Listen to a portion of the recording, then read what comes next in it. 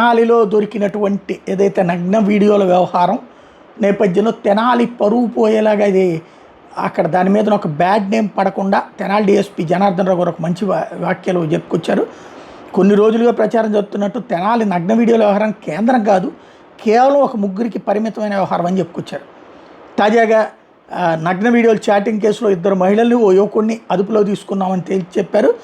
ఓ అప్పడాల కంపెనీలో పనిచేసే మహిళ, ఆమె కొడుకు, కోడలు ఇంకాస్త ఎక్కువ డబ్బులు సంపాదించాలని ఉపాధి కోసమని విజయవాడకి మకాం మార్చారు. కొడుకు ఆటో నడుపుతూ ఉపాధి పొందుతున్నాడు.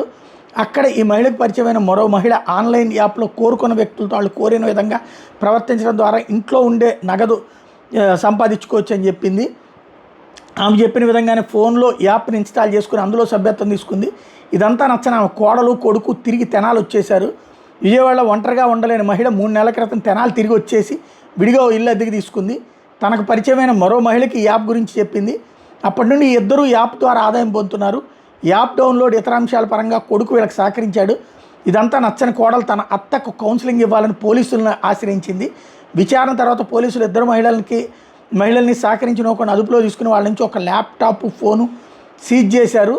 విదేశీ లైవ్ స్ట్రీమింగ్ యాప్ని డౌన్లోడ్ చేసుకున్న తర్వాత టోకెన్లు తీసుకోవడం, వాటిని తాము ఎంచుకున్న వాళ్ళ కోసం వినియోగించుకోవడం వంటి విధానాల ద్వారా ఈ లావాదేవీలు సాగుతున్నాయి. ఈ మహిళల ఖాతాలో వారానికి 3,000 నుంచి 5,000 వరకు జమ అయినాయి అనేది విచారణలో తేలింది.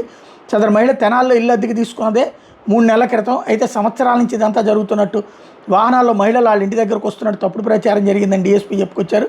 ఈ తరహా యాప్ల పట్ల మహిళలు, యువత అప్రమత్తంగా ఉండాలని డీఎస్పీ జనార్దన్ రావు వివరించారు. ఇది చాలా ముఖ్యమైనటువంటి, చక్కటి బాధ్యతాయుతమైనటువంటి స్టేట్మెంట్.